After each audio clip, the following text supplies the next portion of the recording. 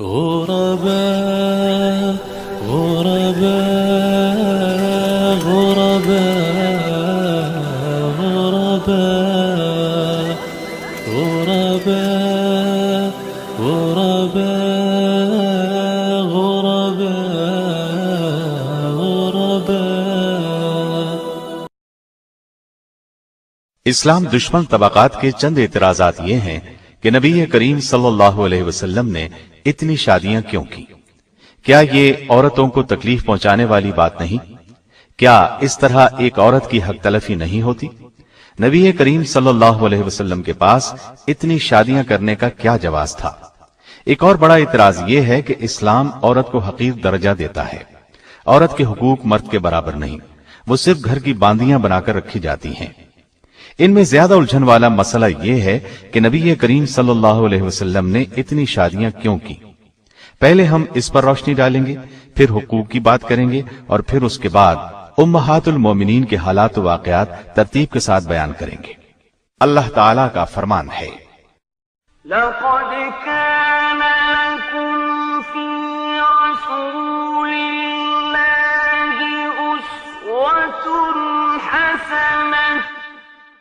بے شک تمہارے لیے رسول اللہ صلی اللہ علیہ وسلم کی ذات میں بہترین نمونہ ہے. نبی کریم صلی اللہ علیہ وسلم چونکہ امت کے لیے نمونہ ہیں، اس لیے آپ نے ایک سے زائد شادیاں کی تاکہ آپ کے امتی بوقت ضرورت ایک سے زائد شادیاں کریں تو اپنی بیویوں کے ساتھ اس طرح کا سلوک کریں جس طرح نبی کریم صلی اللہ علیہ وسلم نے اپنی بیویوں سے کیا. اب اگر آپ پوری زندگی میں صرف ایک شادی فرماتے تو اس صورت میں یہ نمونہ تو پیش نہ کر سکتے. آپ نے سیدہ خدیجہ سے شادی کی تو ان کے انتقال تک دوسری شادی نہیں کی.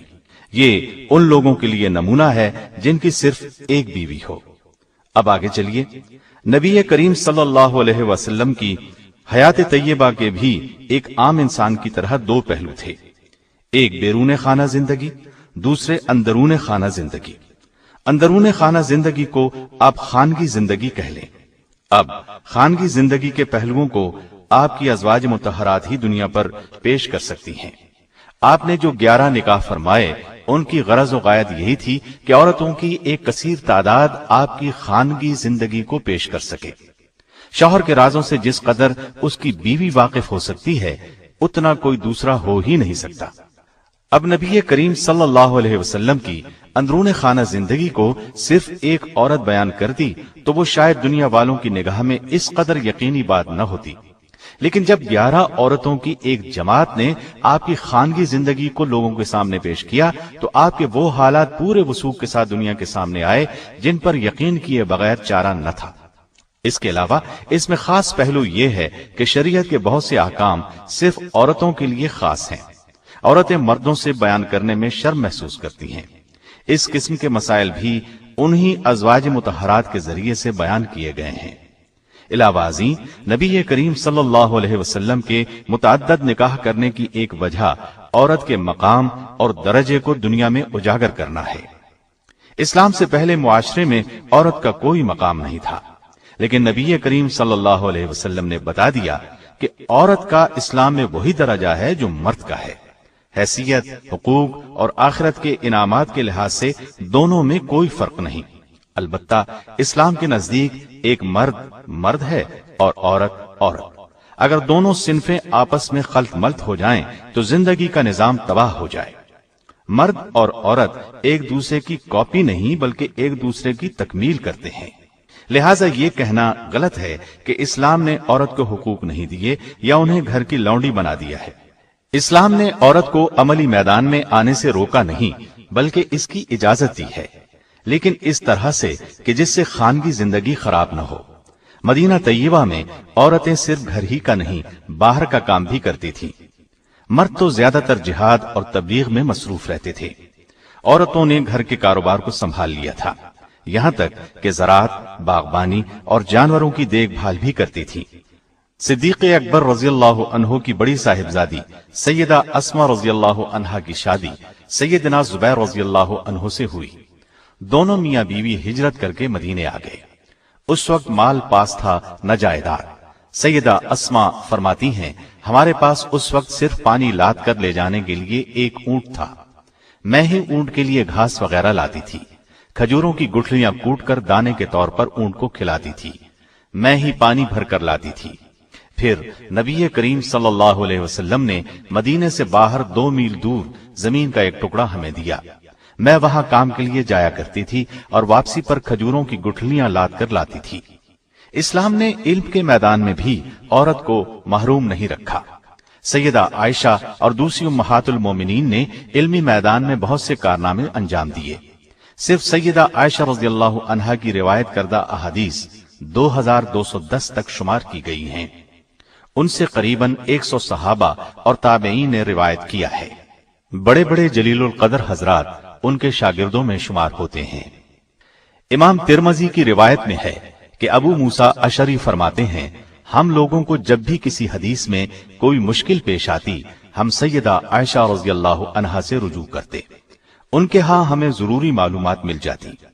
یہی نہیں، سیدہ عائشہ نے تو نبی کریم صلی اللہ علیہ وسلم کی وفات کے بعد بہت اہم قسم کے سیاسی کام انجام دیے۔ دیکھا جائے تو آپ کی بعثت سے پہلے عورت کو معاشرے میں کوئی مقام حاصل نہیں تھا۔ اسلام کے ساتھ ہی عورت کی زندگی میں انقلاب آیا۔ نبی کریم صلی اللہ علیہ وسلم نے 11 میں سے صرف ایک کنواری خاتون سے شادی کی، باقی سب بیوائیں تھیں، جبکہ ایک طلاق یافتہ بھی تھی اور ان میں زیادہ تر عمر رسیدہ تھی۔ ثابت ہوا یہ کوئی خواہشات نفسانی کا معاملہ نہیں تھا۔ آپ کے پاس مال و دولت بھی نہیں تھا، ایک ماہ تو آپ کے گھروں میں چولہا تک نہیں جلتا تھا۔ اس قدر تعداد میں شادیاں کرنے کا ایک عظیم مقصد قبائلی عداوتوں کو محبت میں تبدیل کرنا تھا۔ ان وضاحتوں کے بعد آپ اچھی طرح جان چکے ہوں گے کہ یہ تمام اعتراضات گھٹیا سوچ کی پیداوار کے سوا کچھ بھی نہیں۔ اب ہم آپ کو ایک ترتیب سے امہات المومنین کے حالات، واقعات اور کارہائے نمایاں سنائیں گے۔ اللہ تعالی کا فرمان ہے، نبی کا حق مومنوں پر خود ان کے اپنے نفس سے بھی زیادہ ہے، اور پیغمبر کی بیویاں مومنوں کی مائیں ہیں، اور رشتہ دار کتاب اللہ کی روح سے بنسبت دوسرے مومنوں اور مہاجروں کے آپس میں زیادہ حقدار ہیں، ہاں مگر یہ کہ تم اپنے دوستوں کے ساتھ حسن سلوک کرنا چاہو۔ یہ حکم کتاب الہی میں لکھا ہوا ہے۔ نبی کریم صلی اللہ علیہ وسلم نے جن عورتوں سے نکاح کیا انہیں اپنی مرضی سے بیویاں نہیں بنایا، بلکہ اللہ تعالیٰ کے حکم سے آپ نے ان سے نکاح کیا۔ چنانچہ آپ کی تمام بیویاں جنتی ہیں۔ یہ بات مستدرک حاکم کی ایک حدیث سے بھی ثابت ہے۔ ابن ابی اوفا رضی اللہ عنہ سے روایت ہے کہ رسول اللہ صلی اللہ علیہ وسلم نے فرمایا، میں نے اللہ جل شانہ سے سوال کیا ہے کہ میں اپنی امت میں سے جس سے نکاح کروں یا جسے میں اپنی بیٹی دوں وہ میرے ساتھ جنت میں ہو، پس اللہ تعالیٰ نے میرے سوال کو قبولیت بخشی۔ اس مضمون کی اور بھی احادیث موجود ہیں۔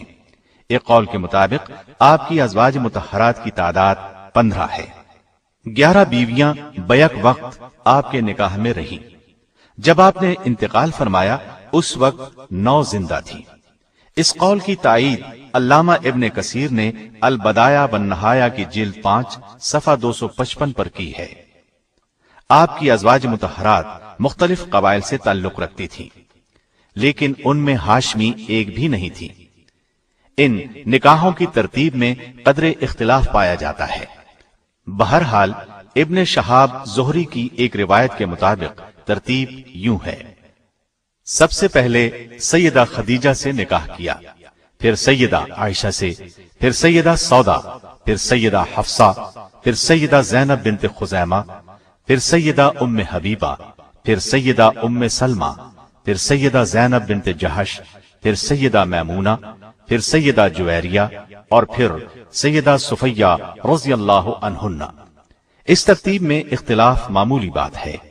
حق مہر میں بھی اختلاف پایا جاتا ہے، لیکن زیادہ تر روایات میں حق مہر کی رقم 400 سے 500 درہم تک کی ہے۔ زیادہ تر ازواج مطہرات کا حق مہر 400 درہم تھا۔